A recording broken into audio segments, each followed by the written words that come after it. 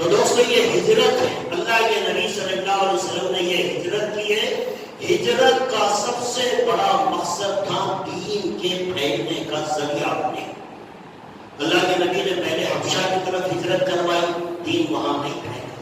پھر اللہ کے نبی صلی اللہ علیہ وسلم نے طائف کی طرف سفر کیا، دین وہاں نہیں پھیلا۔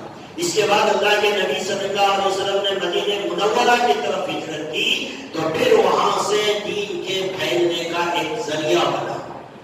مدینہ منورہ کو طیبہ کہا گیا، پہلے یثرب کہتے تھے، بے شمار بیماریوں کا شہر تھا۔ جب اللہ کے نبی ہجرت فرما کر مدینہ طیبہ گئے، اللہ نے اس شہر کو بیماریوں سے نجات دی۔ تو یہ مدینہ کی طرف جو اللہ کے نبی نے ہجرت کی، یہیں سے ہمارا اسلامی سال شروع ہوتا ہے۔ تو اس سے ایک مطلب یہ معلوم ہوا کہ ایمان والے کی زندگی کا مقصد دین کی اشاعت ہے۔ مذہب اسلام کو دنیا میں پھیلانا، یہی ہماری زندگی کا مقصد ہے۔ یہ تو ہم اپنے آپ کو مسلمان بنائیں، اپنے مسلمان بھائیوں کو دیندار بنائیں، یہ تو ہوتا ہے، ہونا چاہیے، لیکن اس کے علاوہ ایک بڑی ذمہ داری ہمارے سروں پر یہ ہے کہ دنیا کے اندر جتنے غیر مسلم پائے جاتے ہیں ان کو اسلام کی دعوت دینا، ان کو اسلام کو سمجھانا، اسلام کے قریب کرنا، یہ میری آپ کی ایک مسلمان کی ذمہ داری ہے، ایک مسلمان کی ذمہ داری ہے۔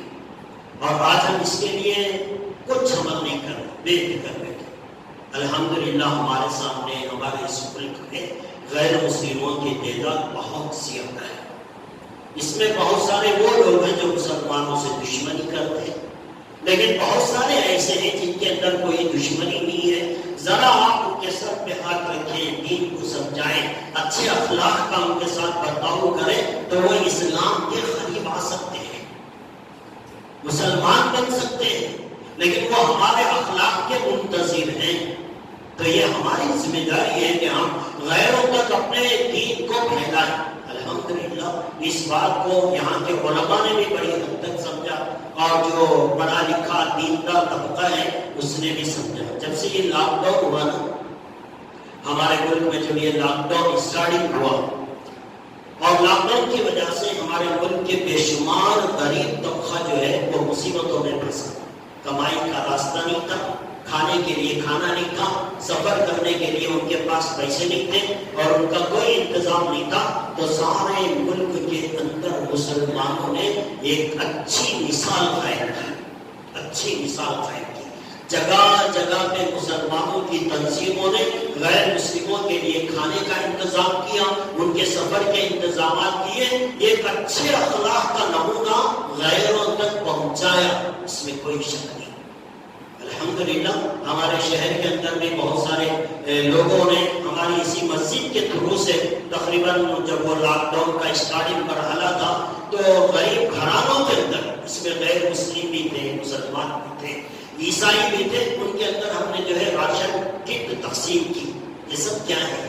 یہ غیروں کو اسلام کے قریب لانے کے لیے ایک راستہ ہے، جتنا ہم کر سکتے ہیں اتنا کریں۔ تقریباً 800 ساڑھے 800 گھرانوں کو ہم نے راشن کی کٹ تقسیم کی ہے۔ بہت سارے لوگوں نے اس میں حصہ کیا، اور یہ ہمارے شہر کی بات نہیں، پورے ملک کے اندر مسلمانوں نے ایک اچھا کام کر کے غیروں کے دلوں کے اندر مسلمانوں اور اسلام کے تعلق سے ایک اچھا نظریہ بٹھایا ہے۔ اسی کے تعلق سے شہر بنگلور کے اندر ایک گروپ ہے، رحمت گروپ، یہ لوگ بڑا کام کر رہے ہیں غیر مسلموں میں۔ ریلوے اسٹیشنوں کے اندر جاتے ہیں، وہاں ضرورت مندوں کے لیے کھانے کا انتظام کرتے ہیں، جس کے پاس ٹکٹ کے پیسے نہیں ہیں اس کے لیے ٹکٹ کا انتظام کرتے ہیں۔ اس طرح غریبوں کی مدد، اور خصوصی طور سے ان کا ٹارگٹ غیر مسلم ہے۔ مسلمان بھی اتفاق سے آ جاتے ہیں، لیکن ان کا ٹارگٹ غیر مسلم ہے، تاکہ یہ ہمارے اخلاق سے متاثر ہو اور اسلام کو وہ سمجھ سکیں۔ یہ رحمت گروپ الحمدللہ اخبارات میں اور سوشل میڈیا کے اندر بھی آپ نے ان کی تصویریں وغیرہ دیکھی ہوں گی۔ کنٹرمنٹ ریلوے اسٹیشن، یسنپور اور میجسٹک ریلوے اسٹیشن، یہاں سب جگہ کے اوپر انہوں نے غیر مسلموں کے لیے بہت اچھا کام کیا ہے۔ ان کے بہت سارے کارناموں میں ایک کارنامہ ان کا یہ ہے کہ انہوں نے ہومیوپیتھی کا ایک میڈیسن جس کے اندر انسان کی امیونٹی ڈیولپ ہوتی ہے. کرونا کا تو کوئی ویکسین بھی نہیں ہے، اس کی دوا بھی نہیں ہے، لیکن کچھ حد تک انسان اپنی طاقت مدافعت یعنی انسان کی خود امیونٹی بناتا، ایسی طاقت بنے کہ بھی اگر اتفاق سے کرونا اٹیک بھی ہو جائے تو دوا تو نہیں ہے، انسان اس کی اپنی طاقت سے اسے فائٹ کرے. اپنی طاقت کو بڑھانے کے لیے ہومیوپیتھی کی کچھ چھوٹی چھوٹی گولیاں ہیں، انہوں نے غیر مسلموں میں فری ڈسٹریبیوشن کیا ہے. بہت چھوٹی چھوٹی گولیاں ہیں، یہ روزانہ بڑے آدمی 4 گولی، بچوں کے لیے 2 گولی ہے، اور یہ کھانے سے انسان کی امیونٹی بڑھتی ہے. اگر اتفاق سے کرونا اٹیک بھی ہو گیا تو تھوڑی حد تک وہ فائٹ کر سکتا ہے بیماری سے. تو ایسے میڈیسن انہوں نے بنا کر ہومیوپیتھی کے فری غیر مسلموں کے اندر ڈسٹریبیوٹ کیا ہے. خصوصی طور سے پولیس کا محکمہ ہے اور اسی طرح جو گورنمنٹ آفیشلز فیلڈ ہے اس کے اندر ایسے لوگوں کے پاس جا کر انہوں نے فری میں یہ گولیاں تقسیم کی ہے. بہت اچھا اس کا تاثر غیر مسلموں میں لیا ہے. لیکن دوستو آخر میں ایک بات یہ ہے کہ یہ گولیاں جہاں ایک طرف فائدہ بھی دیتی ہے تو دوسری طرف اب غیر مسلموں میں فری ڈسٹریبیوٹ کرنا ہے. ظاہر سی بات ہے پیسے کہاں سے آئیں گے، خزانہ کہاں سے لائیں گے. گولی دوا تو فری سے نہیں بنے گی، دینا تو فری ہے لیکن بنے گی وہ فری سے نہیں، اس کے لیے تو پیسے خرچ کرنا پڑتا ہے. اس کے لیے بعض مسلمانوں نے اس کے لیے ڈونیٹ بھی کیا ہے، لیکن اس کے لیے رحمت گروپ والوں نے ایک آسان ترتیب یہ بنائی کہ بھئی مسلمان اسے پیسہ دے کر خریدے. مسلمان بہت کم قیمت کی ہے، مسلمان اگر اسے پیسہ دے کر خریدیں گے تو خود کا بھی فائدہ ہوگا، وہ خود کھائیں گے، اپنی صحت بھی بنائیں گے، اور اسی پیسے سے دوبارہ دوا تیار کر کے وہ غیر مسلموں میں تقسیم بھی کریں گے. ایک طرح سے آپ ان کی مدد بھی کر رہے ہیں اور خود اپنی حفاظت بھی کر رہے ہیں. لہٰذا انہوں نے وہ چھوٹی چھوٹی گولیاں بنائی ہیں ہومیوپیتھی کی جس سے انسان کی امیونٹی بڑھتی ہے، اور 3 پیکٹ انہوں نے بنائے، اس کی قیمت 100 روپے رکھی گئی. یہ تو غیر مسلموں میں فری ڈسٹریبیوٹ ہوتا ہے. اگر کوئی مسلمان اتنا کمزور کہ وہ 100 روپے بھی نہیں دے سکتا تو ایسے انسان کو وہ فری بھی دی جائے گی. لیکن اگر کوئی پیسے والا 100 روپے دے اور اپنے خاندان والوں کے لیے 100 روپے میں خرید کر اگر اپنے خاندان کی مدد کرے گا تو لوگوں کی صحت بھی بنی رہے گی اور غیر مسلموں کے اندر بھی ایک اچھا میسج پہنچ جائے گا.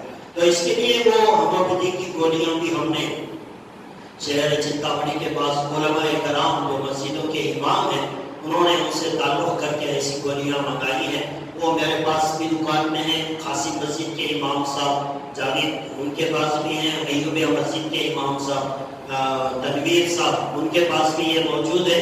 آپ اگر ان سے یہ 100 روپے میں ایک ڈبی خرید لیں تو آپ کا بھی فائدہ ہوگا اور غیر مسلموں کے لیے بھی ایک ذریعہ بنے گا. لہٰذا دوستو اس سے فائدہ اٹھائیں، استعمال کریں، بچوں کو بھی کھلائیں. اس کے اندر لکھا گیا ہے صرف مہینے میں 3 دن وہ دوا استعمال کرنی ہے بچوں کے لیے اور خود کے لیے بھی. تو دوستو ایک ذمہ داری کو سمجھیں. محرم کا مہینہ آیا چلا گیا، کوئی سبق ہم نے نہیں لیا تو فائدہ نہیں رہا. تو ہمارے لیے ضروری ہے سال میں ایک مرتبہ ہم اپنی زندگی کا محاسبہ کریں، اپنا بھی جائزہ لیں اور دوسروں تک جو دین پھیلانے کی ہماری ذمہ داری تھی اس پر ہم نے کتنا عمل کیا یہ بھی اس کا جائزہ لیں. دونوں طرف سوچنے والی بات ہے. اپنی بھی آخرت بنے، غیر کی بھی آخرت بنے، یہ سوچ کر ہم اپنی